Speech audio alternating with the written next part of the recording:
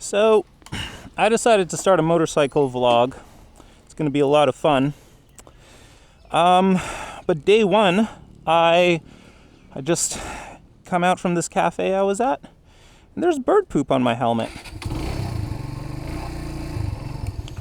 And that's always a good start to something. I think it means that this is going to be a trial, this is going to be a work in progress, it's going to be imperfect, and it's going to be great. I'm going to learn a lot through this process, so this is a lot of fun.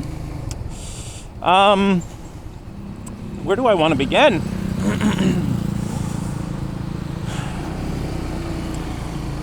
I want to talk about a couple of things. Two subjects come to mind: facing perfectionism and facing the things that frighten you, that scare you in life, the things that you don't want to face. And I think as a perfectionist, which is something that I am learning that I suffer from, I don't want to start things unless I know I can do them really, really well.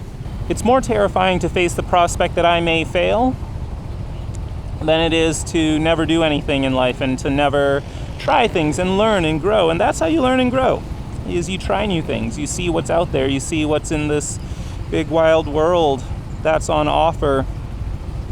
And it's scary. You know, there's dragons out there, but it's also the only way you can discover that the world is good. And what's life worth living if you haven't discovered that the world is good? It's my question. Or the only alternative is that we never do anything. And honestly, I think I would feel more foolish in the long run if I discovered, hey, I never tried anything. I never had the guts to try anything. I feel more foolish in the long run doing that than trying some things and failing in the short term, even though the short-term failures are what's scary. Now, when I'm talking about achieving things, when I'm talking about doing things and trying things and learning and growing, it's tricky because I also know, and my natural inclination is to know that doing something for the sake of doing something is not how I am wired. Doing something for the sake of, hey, I think that this is going to be powerful or change the world or have an impact. That's not how I'm wired. I'm not wired to think in those terms. I have rebelled most of my life against a narrative that says your value is in what you do and how much you can accomplish. But doing things matter. There's a whole parable of the talents where Jesus gives 5 talents to one servant, 2 to another, 1 to 1, I believe. And the first 2 guys double their money, and it's good. Calls him good and faithful servant. But for the last guy who went and buried his talent, that wasn't so good. Things didn't work out so well for him. So we are supposed to do things. Definitely. I think that's a given. I think that's a lesson that I get to learn now. I just don't want to do things for the sake of doing things. Luckily, as a believer, that is where I get to believe in things like my relationship with the Lord. The Lord actually talking to me and telling me things about what He wants me to do and ideas that He has for my life. And that's good, that's important, that helps. Because if I ever get into a moment where I don't see purpose in what I'm doing, I can always fall back on obedience. Because obedience will stay stable.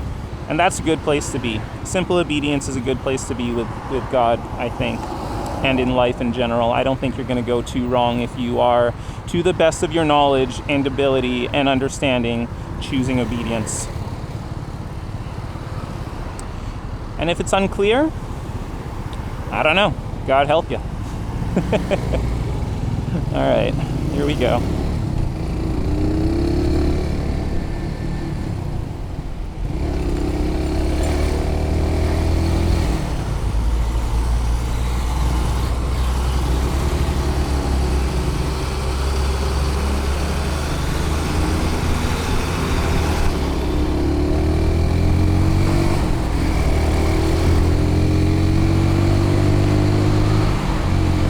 life is good. Life is something to be thankful for, that's for sure. And I never used to believe that. But here we are believing it, choosing to believe it, deciding that that is the truth, practicing believing that that is the truth, because it's not always the most obvious thing in the world that life is a gift to be thankful for. Tough things come up, tough things arrive. Tough things arise. We don't always know what's around the next corner. But I wonder what happens when you approach life itself more holistically with this attitude of, hey, I don't want to shrink back from this. I don't want perfectionism in life and fear of facing my demons in life to hold me back. When you think of life itself as the thing to be looked at in the face and conquered, what could life be? I wonder. What's that going to look like? I don't know. We're going to find out, though. All because I started a motorcycle vlog. Man, it's beautiful here.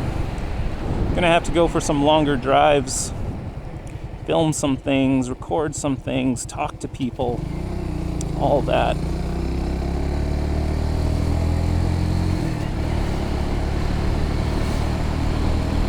So, hallelujah. Figuring things out. I suspect, and I don't have a reason for thinking this other than I do simply just suspect. If you look at life as a gift that you can look in the eye